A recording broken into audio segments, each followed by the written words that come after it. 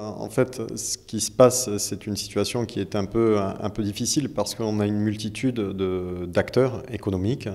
On a des zones qui sont aux mains, je dirais, propriété plutôt d'un ou deux acteurs.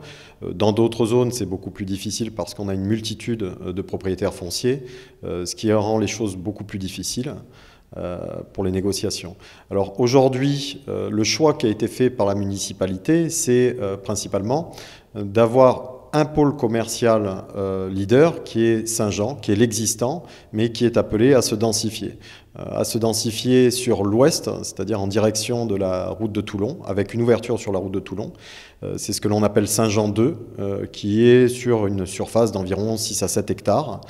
Il y a la possibilité sur cette surface, il y a une possibilité de chaîne commerciale très importante, de surface commerciale, d'activité commerciale, mais le choix qui sera fait sera aux alentours des 20 hectares de surface bâtie, puisque justement ce que l'on veut faire, c'est non pas d'arriver à densifier au maximum, de faire simplement une simple vitrine commerciale comme on peut le voir traditionnellement sur d'autres communes, mais plutôt de mettre l'accent sur le cadre paysager et de proposer quelque chose que l'on ne voit pas ailleurs. On ne veut pas faire du copier-coller, on ne veut pas faire des boîtes en bardage très simples qui peut-être électoralement sont très vendeuses, mais plutôt de répondre à un besoin et d'aller dans le sens de l'intérêt général. Ça, c'est pour le cas de Saint-Jean 2 et également le souhait à travers la zone d'activité concertée que l'on met en place, la ZAC, portée par la communauté de communes, c'est de créer un lien avec le centre-ville, puisque lorsqu'il y a une vingtaine d'années, le choix qui avait été fait de créer une première ZAC à Saint-Jean l'avait été fait sans penser réellement au lien et à la complémentarité avec le commerce de centre-ville. Et donc là, ce lien se ferait par une voie d'accès sur le Caramy, par les Consac, à hauteur environ de la station-service de Leclerc. Et ça va dans le centre de la requalification du nord des Consac, dans le cadre du PLU, où les Consac ne sont pas en zone d'activité commerciale, mais en zone d'activité de service. Le but étant de faire un mix de services, d'administration publique ou privée, de profession libérale, de services, mais aussi de logement. Et il y a un projet de convention, notamment avec RFF, Réseau Ferré de France, par rapport aux fonciers dont il dispose. Et ça permettrait donc de créer un lien entre Saint-Jean et le centre-ville. Aujourd'hui, progressivement, la zone des Consac va devenir un quartier de Brignoles. Donc, on s'est dit, on va refaire les Consac, on va rendre tout ça propre, on va refaire les réseaux, on va refaire les trottoirs, et on va viser à 40 ans.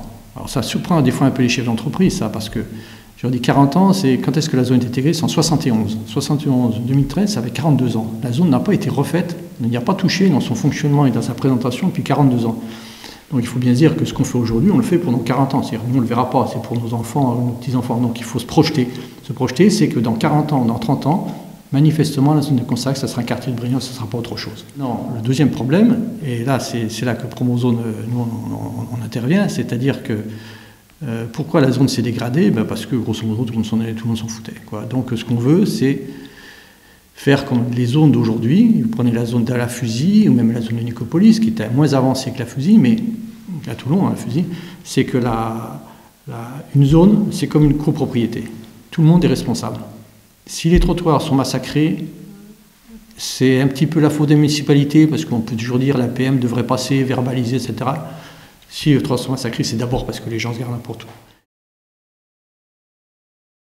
Alors sur la zone du plan justement, certains voulaient qu'on en fasse une zone d'activité commerciale. Le souhait de la commune, ça a été de temporiser.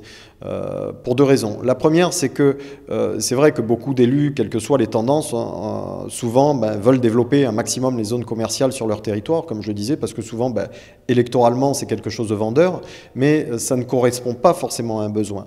Aujourd'hui, la question, nous, on a plusieurs études d'urbanisme commercial qui ont été menées soit dans le cadre du SCOT, ça c'est donc on est à l'échelle de la communauté d'agglo, soit dans le cadre du PLU, et qui ont toutes montré que ça ne correspondait pas à un besoin de densifier jusque sur la zone du plan.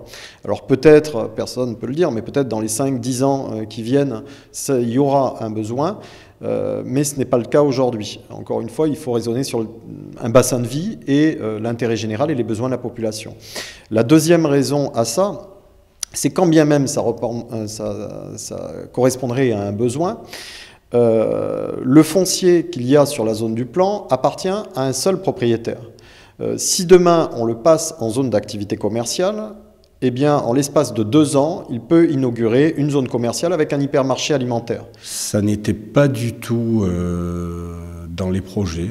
Il y avait bien la volonté de faire venir peut-être ou 2 unités de distribution alimentaire du style carnivore ou un discounter alimentaire sur des petites surfaces autorisées. Mais ça s'arrêtait là, donc il n'y avait pas... Il n'y avait pas un deuxième Leclerc ou un Carrefour, il n'y avait pas du tout ce type de projet prévu. Je pense qu'à un moment donné, lorsqu'il y a des projets aussi importants, il y a des groupes de pression qui se mettent en place et qui font qu'ils polluent tout un environnement à leur profit. Donc voilà. Ce qui n'est pas le cas aujourd'hui pour Saint-Jean, pour les raisons que j'évoquais tout à l'heure, la multiplicité des acteurs économiques, et que l'on passe par un outil comme la ZAC, qui est un outil qui est contraignant. On sait ce qu'on va avoir à la fin, mais qui est beaucoup plus long.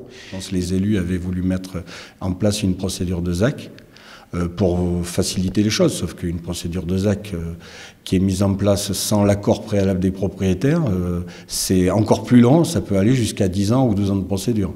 Donc je ne pense pas que la stratégie soit la bonne. Et donc, si on permettait une activité commerciale sur le plan, elle sortirait bien avant Saint-Jean. Et aujourd'hui, on constate une baisse de chiffre d'affaires sur la plupart des commerces de Saint-Jean, y compris l'alimentaire. Et donc, on finirait par tuer Saint-Jean. Et que notre zone était immédiatement disponible pour faire venir des enseignes qui ont besoin de parking, d'espace. Et même Saint-Jean-2, pour ma part, n'est pas suffisamment grande pour recevoir préalablement l'agrandissement du Leclerc qui est indispensable pour la bonne vie économique et qui est le poumon et commercial de cette ville, qui est la seule attractivité importante sur la zone. Donc il fallait créer une nouvelle attractivité avec des magasins, avec des enseignes de notoriété importantes comme Decathlon ou Brico Dépôt ou Bricoman, qui auraient permis de faire venir sur le secteur ou de garder sur le secteur des gens qui vont se ravitailler en produits sur les extérieurs, et qui aurait peut-être permis d'agrandir la zone de chalandise de Brignoles, qui se réduit à peau de chagrin avec le dynamisme de Saint-Maximin, le dynamisme de Leluc et le dynamisme de Manosque, qui nous prive de toute la frange du Haut-Var que nous avions avant.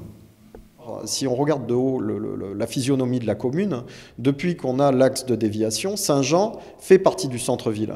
Et étant donné qu'en plus, l'habitat, le logement, s'est rapproché de Saint-Jean. Il y a des gens qui vont faire leurs courses à pied parce qu'ils logent juste à côté. Donc c'est pour ça qu'il faut penser déjà à conforter l'existant, le pérenniser, le développer, le dynamiser, l'ouvrir sur les axes structurants, plutôt que d'aller encore étendre des zones d'activité commerciale en dehors de la ceinture, ce qui ferait que les gens n'auraient plus intérêt à venir sur Brignoles. Et d'un autre côté, ça permet aussi de se poser la question de qu'est-ce que l'on veut vraiment sur les zones d'activité sur une commune. Comment on voit dans l'avenir les zones d'activité commerciale? Et je pense que ça, c'est une réflexion que les élus doivent avoir, se poser la question.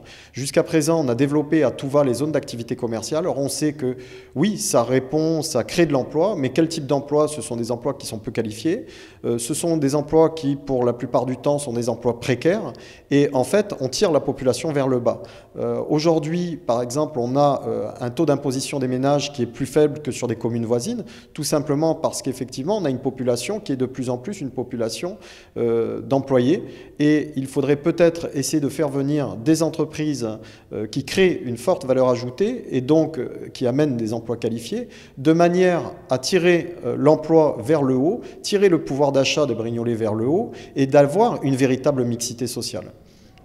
De créer des flux de consommateurs qui manquent cruellement à la ville, mais au centre-ville aussi, puisque si les extérieurs fonctionnent bien, le centre en profite et on s'aperçoit aujourd'hui que c'est un manque de clientèle généralement sur le bassin brignolais. Il y a des fuites de consommateurs sur Toulon, Aix-en-Provence, plan de campagne. Donc le but, c'était de fixer cette clientèle sur Brignoles. Alors à l'est, À l'est, rien de nouveau. Effectivement, il y a le projet d'extension du groupe Intermarché. Nous avons acquis environ 8 hectares de terrain sur lesquels nous avons positionné des moyennes surfaces alimentaires et non alimentaires. Naturellement, c'est un projet qui a été travaillé en collaboration avec la municipalité, avec le SCOT. Donc le SCOT, c'est le schéma de cohérence territoriale qui détermine naturellement les zones commerciales, les zones d'habitat. Donc pour notre part, une zone commerciale. Donc ce SCOT a déterminé 13 000 m² environ de surface de vente, sur lesquels nous allons positionner des moyennes surfaces qui ont été naturellement étudiées, non pas en un clin d'œil, surtout qui ont été validées dans le sens où nous devons avoir une zone complémentaire à celle de l'Ouest. Il y avait eu un premier article de presse qui était paru au début lorsqu'on avait été élu, donc vers le mois de mars 2008, qui parlait de 25 000 m² de chaîne commerciale, c'est-à-dire de surface commerciale bâtie. Sur ça, nous, on est revenus. On était opposés à ça. Pourquoi? Tout simplement parce qu'on aurait fait une zone directement concurrente de la zone de Saint-Jean, c'est-à-dire qu'on aurait créé une zone quasiment de la même ampleur de celle de Saint-Jean. Je ne pense pas que ça soit un déséquilibre. Alors je ne pense pas non plus que la ville de Brignoles, on puisse parler des équilibres entre, d'après ce que j'ai entendu, entre la zone ouest et la zone est. Il faut rappeler qu'à l'heure actuelle, et ça fait 10 ans ou 15 ans que c'est comme ça, nous avons 4 000 m² sur la zone est, c'est-à-dire l'Intermarché, le bricomarché, et de l'autre côté, nous avons 35 000 m² de surface de vente environ. Si nous réussissions à faire ce projet, à réaliser ce projet, nous aurons 13 000 m². Donc nous serons totalement en déséquilibre, donc on ne peut pas parler de rééquilibrage. Nous avons 13 000 peut-être d'acquis à 2 ans, contre 35 000. Et donc, pareil, à chaque entrée de ville, des zones commerciales d'importance. Ce que l'on a voulu créer, c'est effectivement de permettre au groupe Intermarché de s'étendre, mais que ça reste un pôle secondaire au niveau de l'activité commerciale de Brignoles. L'avenir pour moi de la ville de Brignoles, c'est, et pour moi et pour nous et pour les collaborateurs, c'est de développer toutes les zones. C'est-à-dire sur la zone Saint-Jean 2, la Saint-Jean 1, Saint-Jean 2, sur le centre-ville et sur la zone Est.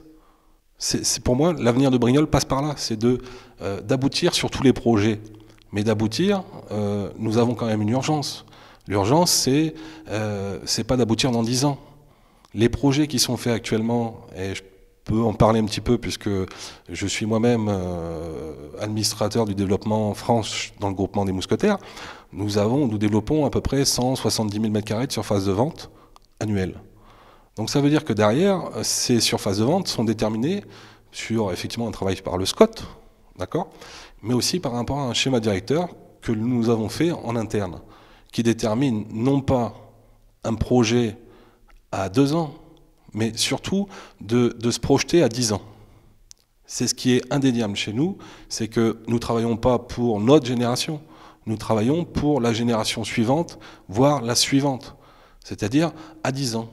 Et c'est ce qui permettrait de développer la ville et toutes les villes, et surtout le bassin brignolais qui représente 100 000 habitants. Alors, pendant longtemps, effectivement, nous, on a été très vigilants, on a rencontré les porteurs du projet.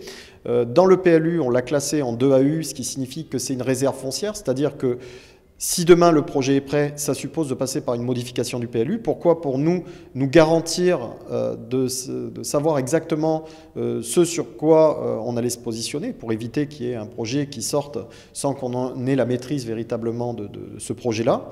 Deux choses, deux effets bloquants aujourd'hui, contrairement à ce qui peut se dire par ailleurs. Les deux effets bloquants, c'est le risque inondation et c'est le problème des accès, puisqu'aujourd'hui, les ronds-points sur la déviation sont engorgés, notamment aux heures de pointe. Donc, le risque inondation, c'est quelque chose sur lequel on peut s'adapter, parce que quand il y a un risque inondation, il y a des aléas, c'est-à-dire des risques plus ou moins faibles. Dans certaines zones, il est strictement interdit de bâtir. Dans d'autres, le risque étant plus faible, des aménagements sont possibles pour permettre certaines activités, en fonction de ce qui reçoit du public ou pas, de la hauteur, d'un tas de choses. Pour les accès, ça, ce sont des discussions qui sont entamées avec le Conseil général, puisque c'est lui qui est compétent, notamment au niveau de la déviation et des axes structurants, de manière à trouver des solutions qui pourraient permettre au projet de vivre, mais également de voir dans quelle mesure on pourrait aussi permettre de désengorger l'existant. Ce qui se passe à Brignoles n'est pas forcément symptomatique de Brignoles elle-même. C'est quelque chose que l'on constate dans beaucoup de villes, de petites villes, de villes même plus importantes. Et le problème, je pense qu'il est lié à deux choses. Il est lié d'une part à une évolution sociologique, c'est-à-dire que les gens ne consomment plus de la même manière qu'ils consommaient autrefois. Donc la voiture, effectivement, il faut des accès, il faut qu'on puisse poser la voiture et faire tout en même temps. Il y a également une chose aussi que je pense que beaucoup de Brignolais, notamment d'anciens Brignolais, devraient à un moment donné comprendre, c'est que Brignoles a changé, c'est-à-dire que la majorité des Brignolais ne sont plus des Brignolais. Ils vivent dans des lotissements, ils travaillent pour certains à l'extérieur, même si c'est vrai que Brignoles, contrairement à ce qui se dit, a la particularité de compter un nombre de résidents actifs très important. Beaucoup de gens vivent à Brignoles et travaillent sur Brignoles, mais beaucoup de ces gens-là n'étant pas originaires de Brignoles, lorsqu'ils rentrent chez eux, ils s'enferment, ils ne lisent pas la presse écrite et ne s'intéressent pas forcément à la vie quotidienne brignolaise et préfèrent aller consommer dans des zones d'activité. Ça, c'est une réalité. L'autre chose, c'est aussi que ce qui manque à Brignoles sont des niches commerciales, c'est-à-dire des magasins qui répondent à un besoin, mais au-delà même de la population brignolaise, donc l'on ne trouve pas dans un certain rayon. Et puis la deuxième chose, c'est surtout d'avoir des locomotives. Or, ce qu'on appelle les locomotives, donc des enseignes nationales qui viendraient s'installer, or ces locomotives ne viennent généralement que si elles ont la possibilité de s'installer sur des surfaces comprises entre 200 et 400 mètres carrés. Or, la plupart des locaux commerciaux brignolais sont des surfaces qui sont relativement petites. Alors, derrière, c'est vrai qu'on a le projet Liberté. Ce projet Liberté, en partie, commence à voir le jour par le dépôt, effectivement, du permis de construire lié au cinéma, mais derrière il y a l'intention de réalisation de logements et surtout de commerce qui permettrait justement d'attirer de telles enseignes.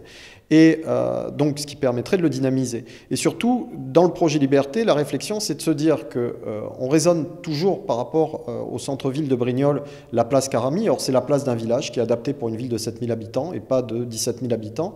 Et l'idée, c'est plutôt d'étendre le centre-ville, non pas de le délocaliser, mais de l'étendre en prenant 3 pôles d'activité. Il y a la place Caramy avec son centre administratif qui est la mairie et des commerces traditionnels, le pôle Liberté et derrière le pôle des Cordeliers où il y a un projet privé, notamment de logement, de restauration, de parking d'envergure. Et là, on aurait donc un triangle avec le centre ancien au milieu. Et ce n'est que comme ça, en développant ces deux points en périphérie du centre ancien, qu'on arriverait aussi à dynamiser le centre-ville. Et d'un autre côté, j'exposais tout à l'heure le cas du foncier de RFF en lien avec Saint-Jean. Ça permettrait comme ça d'avoir plusieurs pôles d'intérêt, d'attractivité, et qui permettrait aux chalands de déambuler avec des zones de stationnement d'importance. Mais c'est vrai que la problématique du centre-ville, il y a le FISAC qui est mis en place, mais le FISAC seul ne peut pas répondre. Parce qu'en plus, Brignoles, depuis des années, a eu une image qui s'est dégradée, qui reflète pas forcément la réalité, mais dans l'inconscient collectif, Brignoles a une certaine image. Et donc, derrière, c'est un travail, on n'est pas sur du court terme. Il peut y avoir des actions sur du court terme, voire du moyen terme, c'est le cas du FISAC. Sur des projets comme ça, si on veut vraiment changer la physionomie de la ville, on est sur du moyen-long terme. Mais je pense qu'on est véritablement, et ça faut qu'on prenne conscience de ça, on est véritablement à un tournant. Selon les choix que l'on fera, on peut véritablement donner un visage différent au Brignoles de demain. Et c'est le cas notamment des projets Saint-Jean liés avec les Consac. C'est des projets comme le quartier de Paris avec une vie de quartier, avec un nombre de logements important et de permettre justement la création de logements à proximité des commerces et des zones d'activité. Une approche globale pour moi, c'est d'abord l'approche de cette revitalisation sous l'angle d'une opération d'urbanisme. Opération d'urbanisme qui implique forcément de vouloir réimplanter une population active dans le centre-ville. Et c'est aussi la recherche d'aménagement de stationnement, d'aménagement d'espace public, d'aménagement d'axes de circulation où les flux ne vont pas se contredire, se contrarier, des espaces piétons et des espaces automobiles. C'est du transport urbain. La revitalisation d'un centre-ville sous l'angle d'une opération d'urbanisme, c'est, qu'on le veuille ou pas, une démarche qui doit porter aussi sur la signalisation, sur le mobilier urbain, l'éclairage, qui aura une incidence à la fois sur l'image que l'on donne du centre-ville, mais en même temps sur la sécurité. Et il y a des outils pour ça. Il y a des outils assez nombreux qui sont réglementaires. Il y a le droit de préemption, il y a le PLU, il y a les opérations programmées d'amélioration de l'habitat, il y a les opérations de politique de la ville. Bonjour, je suis Françoise Denis, secrétaire de l'association des commerçants de Brignoles. Nous sommes quelques-uns à avoir repris cette association il y a 1 an et demi maintenant, parce qu'il n'y en avait plus personne qui voulait s'en occuper. Et puis en fait, sans cette association, il n'était pas possible pour la mairie d'aider les commerçants à s'installer par le biais du FISAC. Il fallait que pour qu'il y ait des fonds FISAC qui soient débloqués, il y ait une association de commerçants qui fonctionne. Donc le FISAC a permis à beaucoup de commerçants de venir s'installer au centre-ville. Bon, je ne peux pas dire le nombre exact, mais à mon sens, beaucoup de commerces se sont installés et n'étaient pas probablement assez étudiés sur un plan financier, et en tout cas pas au niveau études de marché, et n'ont déjà pas tenu, ne sont déjà repartis, alors que ça fait même pas 1 an qu'ils sont là. On avait demandé d'ailleurs dès le début à faire partie des commissions d'attribution de fonds FISAC, de façon à avoir un œil quand même professionnel qui puisse donner un avis sur l'implantation des gens, mais on nous a dit qu'on ne pouvait pas être jugé partie et que par conséquent, on ne pouvait pas faire partie de ces commissions. C'est dommage, il y a malheureusement déjà des gens qui ont refermé au bout de 6 mois. Ça ne donne pas une image positive de la ville, parce qu'encore une fois, on se dit, bah oui, celui-là, il a ouvert, et puis 3 mois après, il est parti, ou 6 mois après, il est parti. Et surtout, c'est des fonds publics qui sont partis aussi. Donc, c'est bien dommage. Bon, ceci dit, il y a quand même, heureusement, sur l'ensemble de ces ouvertures, des gens qui sont encore là, qui fonctionnent. Oui, il faut arriver à redonner une image positive de la ville, ce qui n'est pas le cas. Alors, il y a beaucoup de choses pour y parvenir. Voilà, on avait beaucoup aussi travaillé avec la municipalité dans un premier temps sur les parkings, puisqu'il fallait arriver à résoudre ce problème de parking pour le centre-ville. On y est arrivé dans la mesure où les parkings les plus proches, comme le parking Charles de Gaulle, a été passé en zone bleue. C'était notre demande, ça a été fait. Bon, il n'y a encore pas eu une communication suffisante là-dessus. Il y a des disques qui doivent être distribués par les commerçants aux clients pour faire savoir qu'il y a cette possibilité de parking maintenant. Il y a eu aussi un gros travail qui a été fait sur la propreté et sur la sécurité. Là, malheureusement, je ne peux pas dire que les résultats soient très probants au niveau de la propreté. La sécurité, comme je l'ai déjà dit, il y a toujours autant d'incivilité, mais on n'est pas non plus sur une ville avec de la délinquance comme à Marseille, donc on ne se sent quand même pas non plus agressé dès qu'on met un pied dehors. Le commerce de Brignoles, il faudrait qu'il soit effectivement, je dirais, plus professionnel. Il y a des gens qui sont implantés là depuis des années, mais qui continuent à ouvrir à 10h du matin, à 16h de l'après-midi et fermer à 18h. Donc, c'est pas comme ça qu'on est commerçant. Il y a des gens, nouveaux qui s'installent et qui, sans aucune étude de marché, et qui 3 mois après sont plus là. C'est pas sérieux. Il y a aussi des gens, heureusement, qui sont installés à Brignoles et qui travaillent très bien. Avec une clientèle spécifique. Avec une clientèle spécifique. De toute façon, les centres-villes aujourd'hui, il faut qu'ils se démarquent des grandes surfaces et des galeries marchandes. Donc, si on n'a pas un créneau spécifique, si les gens ne viennent pas chez nous parce qu'ils ne vont pas trouver ailleurs ce dont ils ont besoin, on a peu de chances de s'en sortir. Donc ça, déjà, la première chose, c'est de trouver des créneaux spécifiques, c'est important, mais il faut aussi être gestionnaire. Aujourd'hui, on ne peut plus s'improviser commerçant comme ça se faisait peut-être dans le temps, parce que tout est difficile pour tout le monde, et si on n'est pas très, très rigoureux, on n'y arrive pas. Et quand on arrive à Brignoles et qu'on ne connaît pas, on découvre le centre-ville dans l'état de délabrement où il est, dans l'état de saleté où il est, et on se dit, bon sang, quel gâchis. Ça pourrait être quelque chose de merveilleux, Brignoles. Mais actuellement, vu l'état des maisons, vu l'état du revêtement de sol et la saleté, je doute qu'il y ait beaucoup de touristes qui viennent ici, qui trouvent ça chouette et qui en parlent pour que ça fasse boule de neige. Hein. Pourtant, on commence à avoir des galeries, des expos, oui. On a des musées, on a... Oui, et là, on voit qu'il y a quand même eu du travail de fait. Bon, il y a eu des tas de petites places qui ont été aménagées, qui sont très jolies, mais il y a quand même vraiment un gros potentiel qui, à mon avis, n'est pas encore exploité. Hein. Et là, effectivement, au niveau tourisme, on en a. L'été, je ne veux pas dire que je n'ai pas de touristes en juillet-août, mais je suis persuadée qu'on pourra en avoir beaucoup plus si la ville était plus attrayante, plus accueillante et plus propre. À mon avis, ça porterait ses fruits, ça. Moi, je pense que selon les choix qui seront faits, Brignoles est au cœur d'un territoire. Alors aujourd'hui, c'est vrai qu'on se dit, tiens, on est au cœur de la Provence verte. Mais moi, j'irais au-delà. On est au cœur de la Provence, tout court. Si on regarde la région Provence-Alpes-Côte d'Azur, on est à mi-chemin quasiment entre les premières grandes agglomérations des Alpes-Maritimes et des Bouches-du-Rhône. On se situe entre le Verdon et Toulon. On est vraiment au cœur d'un territoire. Et on est sur des axes structurants majeurs. On a la RDN7, on a l'autoroute, on a l'axe sud-nord entre le Verdon et Toulon où vous avez environ 15 à 16 000 véhicules jour. On est vraiment sur un axe majeur.